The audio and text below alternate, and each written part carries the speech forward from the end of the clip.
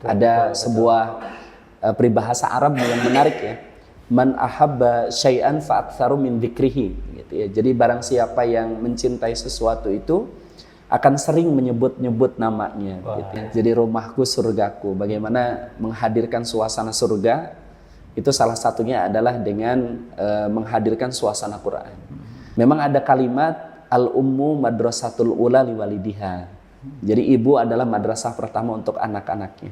Namun harus kita pahami juga, ayah itu adalah sebagai kepala sekolahnya. Semua ada kaitannya dengan Al-Quran, sehingga kalau kita ada problem atau masalah apapun, itu ada jawabannya semuanya di Al-Quran.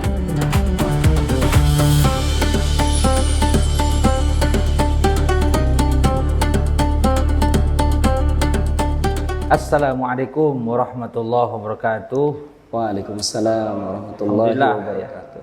Berjumpa kembali dengan kami di program Ngewening Rasa. Ini sebelum dibuka, ya, ini kan sebentar lagi, beberapa bulan lagi ya, kita akan menghadapi sebuah bulan yang sangat luar biasa ya, yaitu bulan Ramadan ya. Maka dari itu mulai dari sekarang kita siapkan untuk persiapan-persiapan batiniah kita ya, yang mungkin selama ini beberapa bulan ke belakang sudah kita habiskan dengan urusan-urusan yang lain, tapi mulai sekarang kita akan coba ya untuk bisa merehatkan batiniah kita.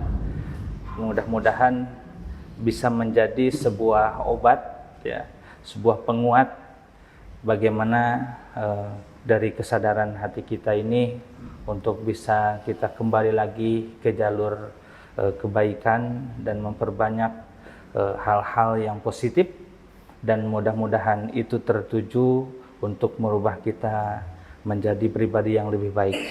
Maka dari itu mari kita ngewening rasa. Oke, di pertemuan sekarang alhamdulillah kita sudah kedatangan narasumber Ustadz Rafiq, alhamdulillah ya. Ini Ustadz Rafiq dari Sahabat Quran Majalengka. Sahabat Quran Majalengka. Gimana sehat Ustadz? Alhamdulillah luar biasa. Insyaallah. Sehat, penuh dengan semangat. Insyaallah. Betul, kelihatan kok auranya ini, aura positif sekali. Insyaallah. Karena pasti ya, yang namanya sahabat Quran itu dekat dengan Al-Quran. Dekat dengan Al-Quran, insyaallah. Nah sebelum jauh nih, perkenalan dulu Ustadz. Baik. Ya, monggo silakan Ustadz, itu di Sahabat Quran Majalengka tuh bisa diceritakan karena tercetusnya itu Sahabat Quran tuh, nama Sahabat Quran tersebut, coba. Iya. Terima kasih ya Kang Wildan. Alhamdulillah. Assalamualaikum warahmatullahi wabarakatuh. Waalaikumsalam warahmatullahi wabarakatuh. Alhamdulillah. Assalatu wassalamu ala Rasulillah wa ala alihi wa ashabihi wa mawalah, ma ba'd. Puji syukur kehadirat Allah, Allah yang maha baik, maha luar biasa. Tuh. Karena berkat ridho dan rahmatnya akhirnya kita bisa dipertemukan ya dalam sebuah program yang sangat luar biasa nih ya. Betul. Ngewening Rasa gitu ya. Ini program yang baru juga saya ikuti nih ya. Benar. Alhamdulillah baru pertama jadi narasumber pula gitu ya. Alhamdulillah, salawat salam semoga tetap tercurah limpahkan kepada junjungan kita Habibana wa Nabiyana Muhammad sallallahu alaihi wasallam. Iya Kang Wildan, Sahabat Quran Majalengka ini biasa kita sebut SQM ya. SQM, Sahabat Quran Majalengka. Kenapa enggak Rumah Quran begitu ya, atau Baitul Quran atau Markas Al-Quran begitu ya. Jadi kita ingin menghadirkan Al-Quran ini lebih dekat dengan para generasi milenial, generasi Z, Gen Z begitu ya, dan generasi-generasi yang lain. Sehingga Al-Quran ini lebih dekat dengan mereka, sehingga yang dekat itu kan biasanya sahabat. Iya. Kalau udah jadi sahabat kan apapun diungkapkan, apapun diceritakan, karena mereka merasa nyaman, merasa tentram begitu ya, merasa enak. Jadi tercetuslah sebuah ide di mana jangan pakai nama yang biasa begitu ya, Rumah Quran atau Baitul Quran, tapi kita pakainya Sahabat Quran. Karena kita ada di Majalengka, gitu, kita satukan saja lokasi dengan Sahabat Quran, jadi Sahabat Quran Majalengka. Begitu sejarahnya, dan ini sebetulnya baru sekitar 8 bulan. Wah, masih ini baru ya, masih awal-awal, tapi alhamdulillah kita sudah ada sekitar 159 santri. Masya Allah. Alhamdulillah. Jadi dari mulai anak-anak begitu ya, kemudian remaja, dewasa begitu. Alhamdulillah semuanya kita hire, kita rekrut gitu ya, bagaimana menumbuhkan kecintaan mereka terhadap Al-Qur'an. Begitu, Kang Wildan. Ini menarik ya. Karena tadi santrinya pun berbagai generasi. Iya, betul sekali. Nah, itu pasti di setiap generasi itu kan ada perbedaan betul. caranya. Iya. Nah, itu program apa saja tuh di SKM untuk generasi tersebut? Betul. Jadi Kang Wildan, yang pertama tentu kami membidik generasi yang paling emas, yaitu generasi anak-anak ya. Di mana kita dari mulai anak TK, kemudian anak SD, usia anak TK dan usia anak SD itu kita ajak mereka untuk lebih dekat dengan Al-Quran dan lebih cinta dengan Al-Quran, sehingga ketika pondasi mereka sudah bagus begitu ya di Al-Quran, kemudian timbullah kecintaan terhadap Al-Quran. Betul tadi, tentu metodenya, cara mengajarnya juga berbeda-beda gitu ya. Yang pertama kita kenalkan mereka dengan fun games gitu ya, permainan yang menarik begitu ya, kemudian dengan lagu-lagu begitu ya, dengan bercerita. Karena kalau kita bedah isi Al-Quran ini sebetulnya 1/3-nya itu atau 3/4-nya itu adalah Al-Quran gitu ya, mengenai cerita. Al-Quran ini mengenai cerita atau kisah begitu. Nah kemudian kita naik ke tingkat remaja, SMP, SMA, tentu cara pendekatannya juga berbeda gitu ya. Kita ajak mereka untuk lebih membetulkan kembali bacaan Qur'annya melalui metode tahsin dan menjaga hafalannya melalui metode tahfizul Qur'an begitu.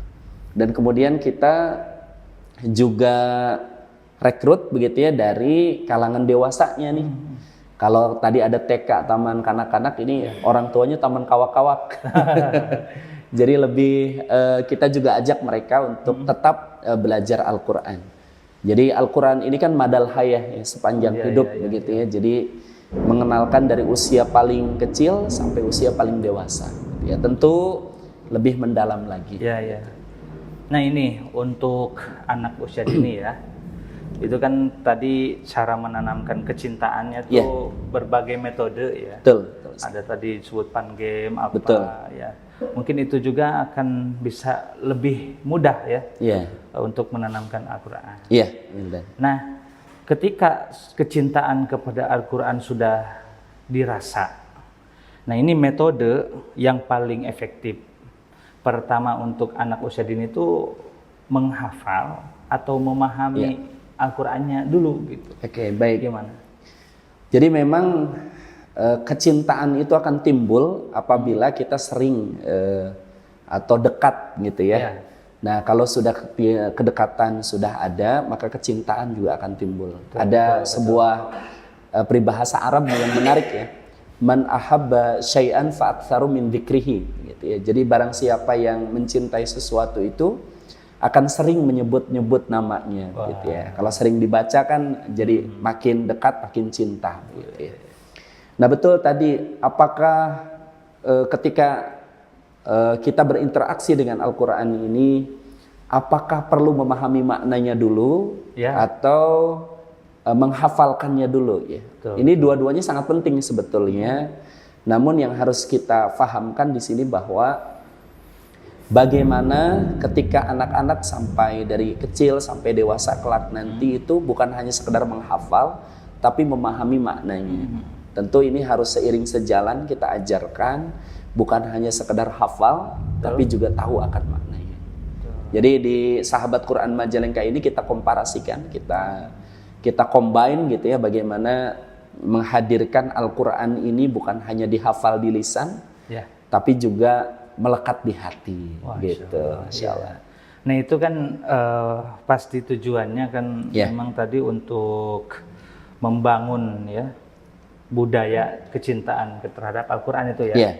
Nah ini bagaimana cara untuk membangun budaya kecintaan terhadap Al-Quran itu di rumah. Ya.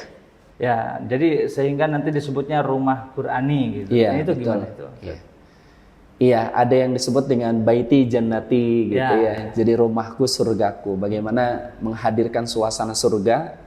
Itu salah satunya adalah dengan menghadirkan suasana Quran. Kang Wildan, rumah ini kan ibarat tempat kita pulang ya. Iya, iya. Kalau pulang itu ke rumahnya nyaman, biasanya akan pengennya cepat pulang gitu ya, pengennya cepat pulang. Iya. Namun ketika di rumahnya tidak nyaman, akhirnya dia mencari tempat pulang yang lain gitu kan ya. Pulang ke tempat hiburan, pulang ke tempat main, nongkrong gitu dan lain sebagainya. Nah, ingin kita hadirkan bahwa ketika pulang ke rumah ini, rumah adalah tempat yang nyaman. Salah satunya adalah menghadirkan nuansa Quran di rumah itu. Iya. Bagaimana menanamkan nilai-nilai Qurani dari mulai tidur, kemudian sampai bangun, sampai kegiatan aktivitas, sampai tidur lagi bernilai nilai-nilai Qurani, begitu ya. Kemudian percakapannya juga percakapan yang baik antara orang tua dengan anak, sehingga timbul semacam rasa cinta itu dibangun. Bukan hanya, mohon maaf, selama ini kan Quran itu ibarat kata sebagai dogma ya, tuntutan gitu ya. Kamu tuh harus gini begitu, kamu tuh harus begitu. Padahal rasa cinta itu harus timbul dari kesadaran sendiri begitu ya.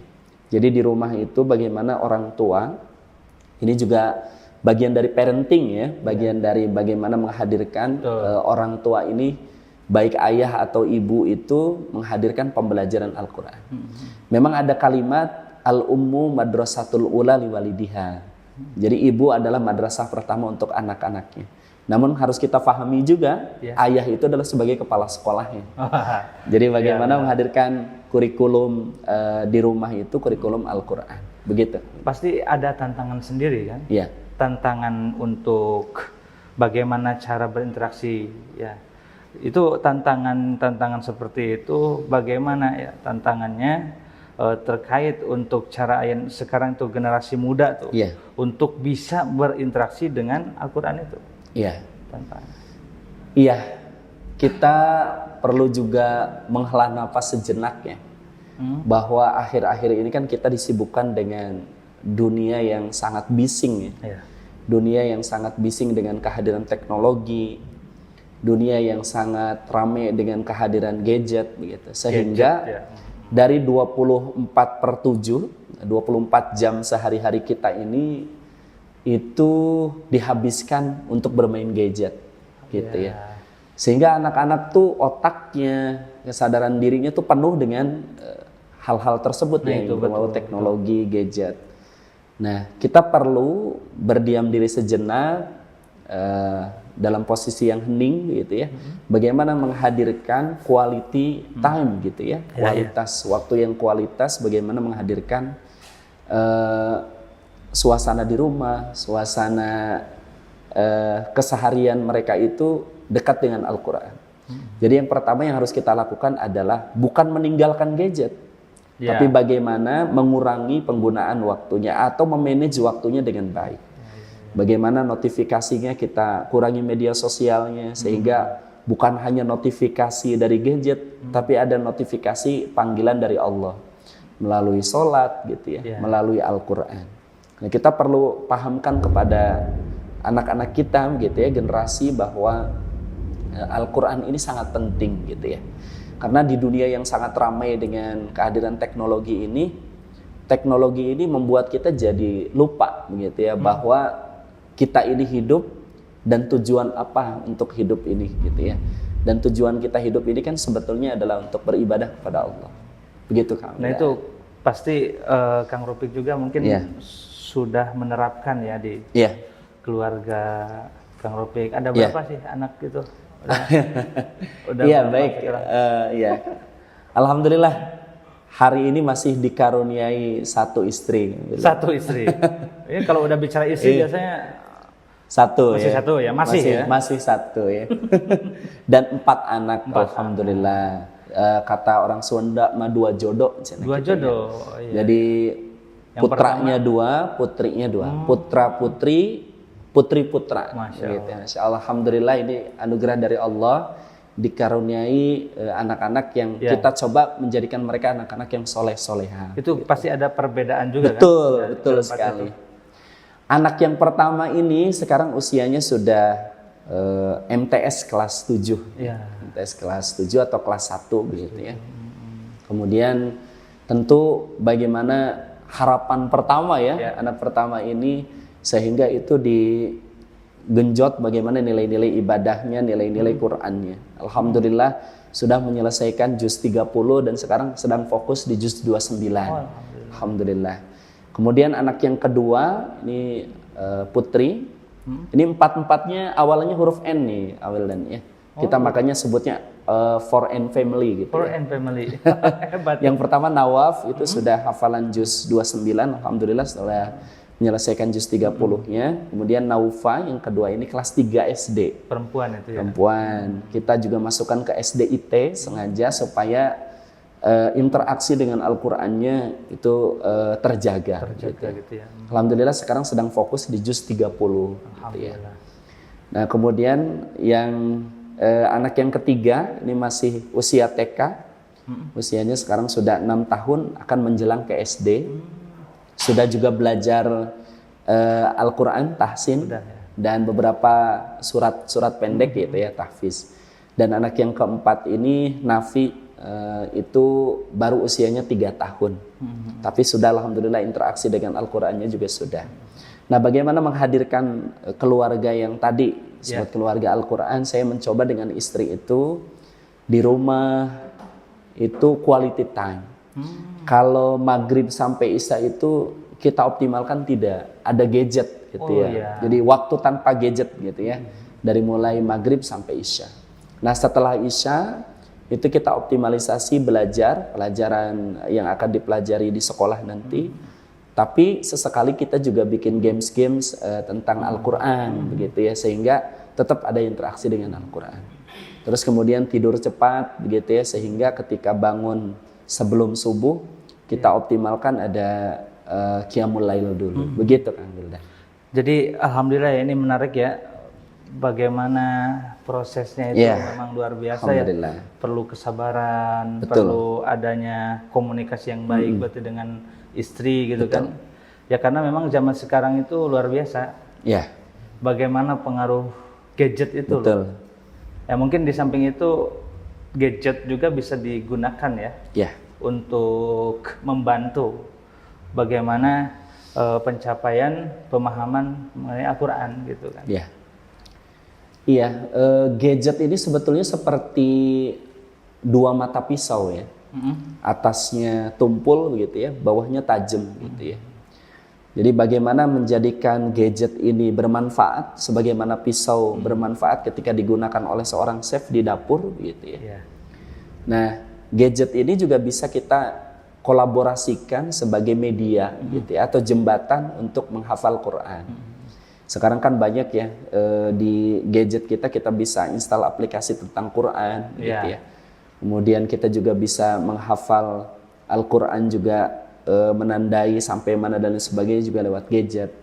Tapi jangan salah, gadget juga seperti pisau tadi akan tumpul gitu ya pemahaman anak kalau dia terlalu fokus di gadget.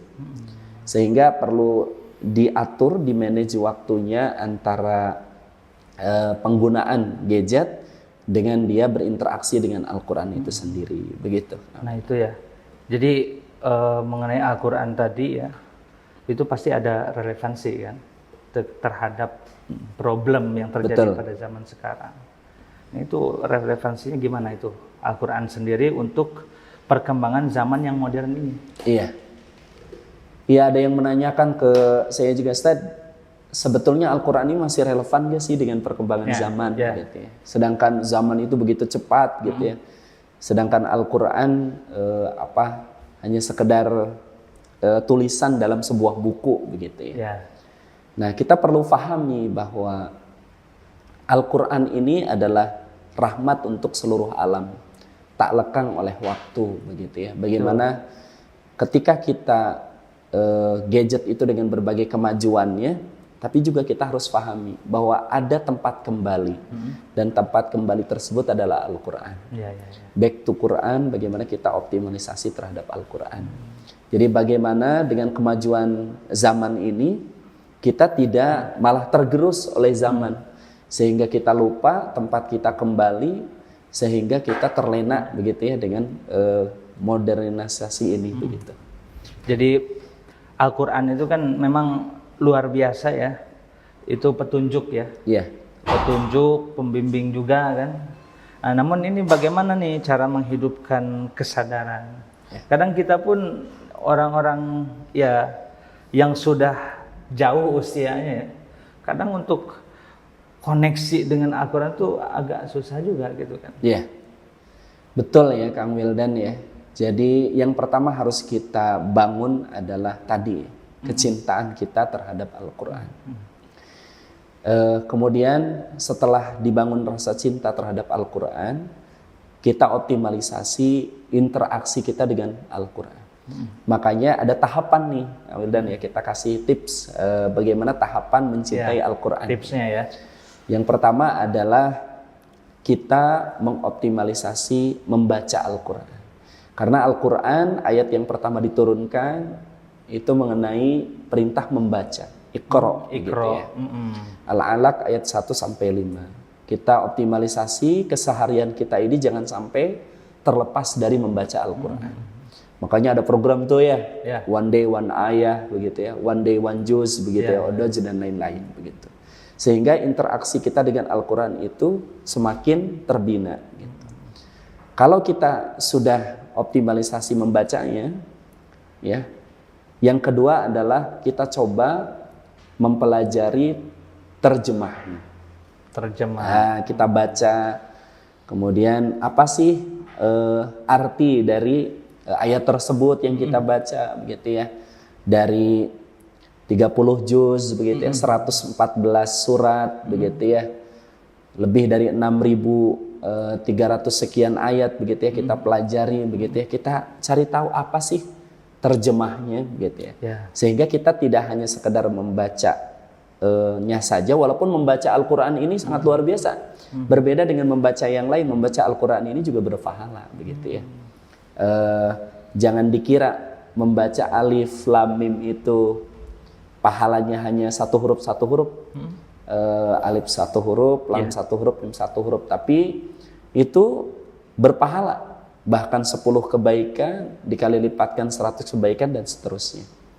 Kemudian setelah membacanya tadi, menterjemah, kita cari terjemahannya, kita cari artinya. Yang ketiga adalah kita mempelajari maknanya. Itu perlu juga. Iya, sehingga kita ini dengan Al-Quran ini ada guidance, ada bimbingan gitu ya. Al-Quran ini kan the way of life ya. Bagaimana Al-Quran ini adalah petunjuk hidup. Kita tidak mungkin bisa tahu bahwa Al-Quran itu petunjuk hidup kalau kita tidak tahu maknanya. Gitu ya. Kita pelajari melalui tafsir, gitu ya, melalui orang-orang soleh, para ulama kita belajar bagaimana menghadirkan Al-Quran itu menjadi makna tersendiri untuk kita. Dan yang terakhir adalah mentadabburinya. Bagaimana tadabbur kita terhadap Al-Quran di semua lini kehidupan kita ini pasti ada kaitannya dengan Al-Quran. Semua ada kaitannya dengan Al-Quran, sehingga kalau kita ada problem atau masalah apapun, itu ada jawabannya semuanya di Al-Quran. Kata Allah, apabila kita ingin meminta sesuatu, kata Allah, datanglah kepadaku karena sesungguhnya aku dekat. Dan itu kan ada di dalam Al-Quran. Jadi membacanya, mencari terjemahnya, kemudian mempelajari tafsirnya atau maknanya, kemudian yang terakhir adalah mentadabburinya. Begitu Kang Wildan. Jadi sebetulnya untuk kita bisa dekat dengan Al-Quran itu memang perlu pendukung-pendukung ya. Faktor-faktor pendukung yang mungkin lingkungan juga ya, termasuk betul. Lingkungan terus teman, atau tadi sahabat Quran gitu. Iya, betul. Ya. Dan itu untuk merealisasikan. Ya. Kadang kan kita susah nih menghilangkan kebiasaan-kebiasaan mungkin karena gengsi apa. Nah, itu untuk menghilangkan gengsi tersebut. Ya. Bagaimana mungkin circle-nya benar-benar jauh dari Al-Qur'an itu kan. Terus akhirnya sangat-sangat berat untuk meninggalkan kebiasaan tersebut. Ya. Dan itu saya yakin dari apa yang sudah Ustaz paparkan, bahwasanya memang untuk menciptakan generasi Quran ini effortnya itu sangat kuat sekali dan harus memang dengan ekstra sabar. Apalagi kalau kita punya anak tadi ya. Nah ini anak, masya Allah. Betul sekali. Ya luar biasa sekali itu ya. Nah ini terkait kondisi zaman sekarang. Ini masya Allah Ustaz, musibah-musibah di mana-mana ya. Itu mungkin sudah dipaparkan juga di dalam Al-Quran. Iya, betul sekali Kang. Ya. Bagaimana nih eksistensi Al-Quran nih untuk menjawab problem-problem yang terjadi ya, di negara ini nih, musibah nih. Insyaallah ya. Gimana tuh Ustaz? Iya, semua yang kaitannya dengan urusan di dunia ini bahkan sampai akhirat itu semuanya sudah tertulis dalam Al-Quran. Gitu ya. Allah sudah menyampaikan melalui Al-Quran. Gitu ya. Cuman bagaimana kita tadi ya ada effort, ada kesungguhan hati untuk mempelajarinya. Gitu ya. Allah berfirman, "Zaharul fasadu fil barri wal bahr bima kasabat aydin nas." Jadi kerusakan di dunia ini baik di bumi maupun di laut gitu ya, di daratan maupun di lautan ini adalah akibat ulah tangan manusia.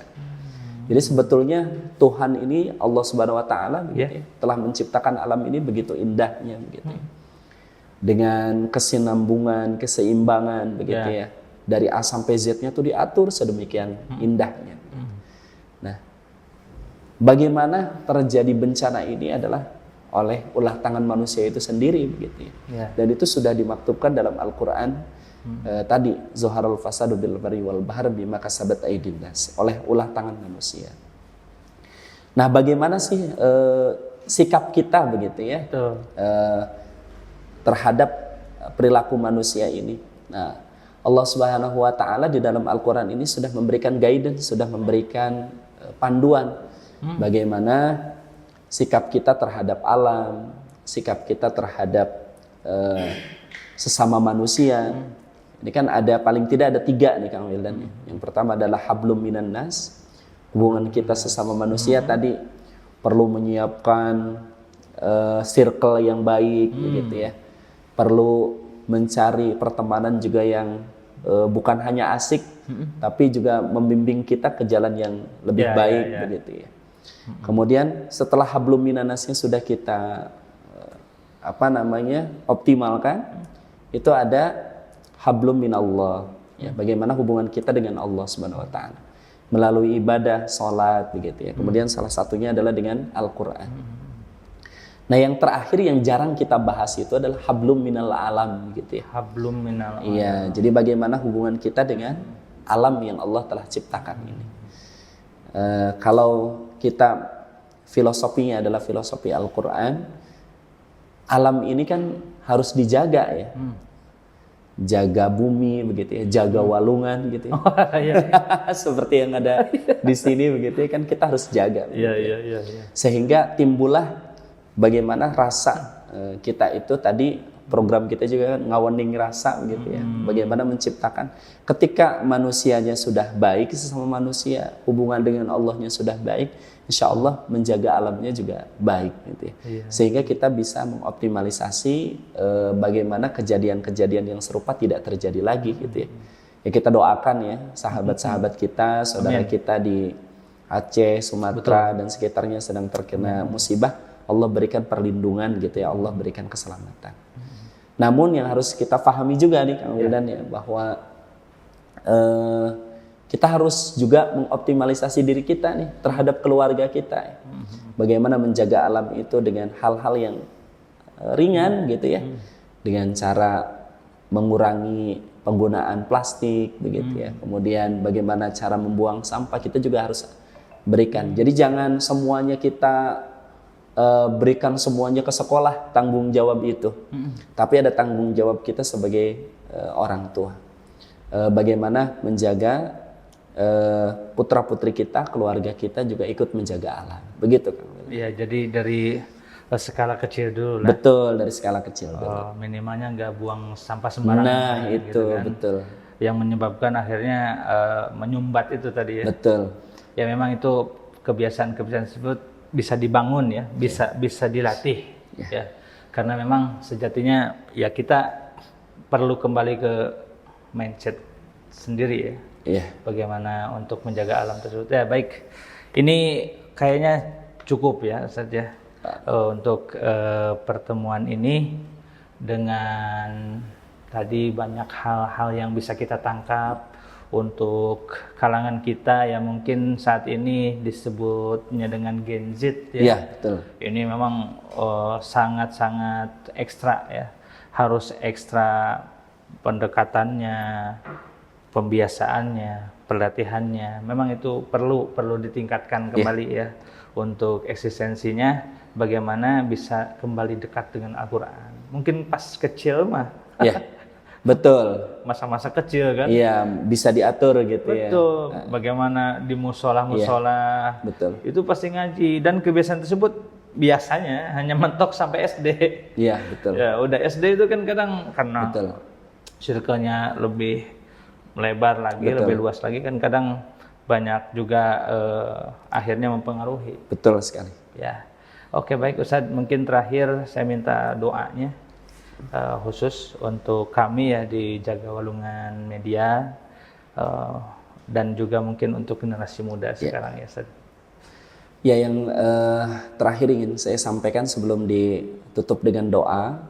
Yang pertama adalah sahabat Quran Majalengka ini membuka peluang amal soleh begitu ya. Bagaimana kita lebih dekat dengan Al-Quran gitu ya. Tadi ya kalau masa kecilnya sudah terdidik dengan baik dengan Al-Quran, bagaimana circle ketika remajanya ini yang begitu sangat fundamental ya, kita juga harus jaga begitu ya, bisa dioptimalisasi di Sahabat Quran Majalengka atau SQM. Yang berikutnya juga saya ingin menyampaikan rasa bahagia gitu ya, bahwa di Jaga Walungan Media ini dengan tadi Ngawaning Rasa bisa mengoptimalisasi berbagai hal begitu ya. Salah satunya adalah dengan optimalisasi ini, apalagi kita 2 bulan ke depan mau menjelang bulan suci Ramadan begitu ya, adalah bulan Al-Quran. Insya Allah kita optimalisasi di sana.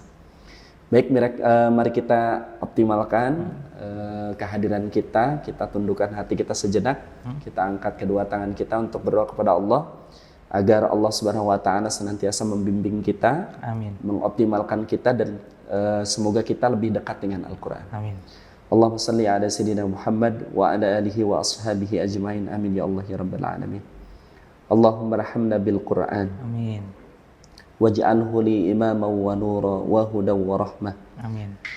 Ya Rabbana ya Karim, berkahilah kami, sayangilah kami dengan Al-Quran. Amin. Dan jadikan kami adalah orang-orang yang senantiasa menjaga Al-Quran, sehingga Al-Quran pula menjaga kami bukan hanya di dunia tapi di akhirat. Dan jadikan kita semua adalah orang-orang yang senantiasa beribadah kepada Allah Subhanahu wa taala, salah satunya dengan mengoptimalisasi nilai-nilai Al-Qur'an. Rabbana atina fid dunya hasanah wa fil akhirati hasanah wa qina adzabannar walhamdulillahirabbil alamin.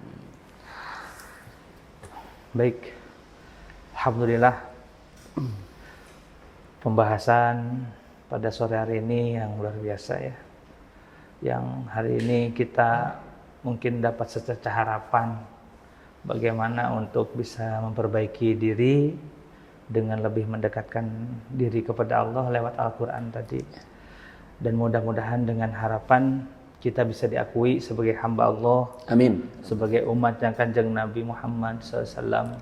Dan kelak kita akan berkumpul kembali dengan orang-orang soleh. Amin. Ya, di surganya Allah. Dan itu harapan-harapan kita Dan mudah-mudahan Allah jaga, Allah istiqomahkan kita dalam segala hal, ya, di jalan-jalan yang positif, di jalan-jalan yang baik dan benar. Mudah-mudahan Allah berikan umur panjang kita untuk Amin, ya selalu taat kepadanya, ya. Terima kasih Kang Rafiq Sama-sama. atas waktunya, dan mudah-mudahan Allah berikan kebahagiaan untuk Amin Ustaz ya dan rabbal keluarga, ya. alamin. Dan jangan sampai kita menjadi orang-orang yang kufur, ya saja. Ya. Ustaz selalu sehat, selalu diberkahi Amin ya rezeki, rabbal ya. alamin. Dan itu mudah-mudahan menjadi penguat silaturahim kita ke depan, Ustaz. Ya. Syukron. Baik, terima kasih untuk audiens dimanapun berada. Dari kami Jaga Walungan Media dalam program Ngewening Rasa, kita tutup dengan ucapan salam. Assalamualaikum warahmatullahi wabarakatuh. Waalaikumsalam warahmatullahi wabarakatuh.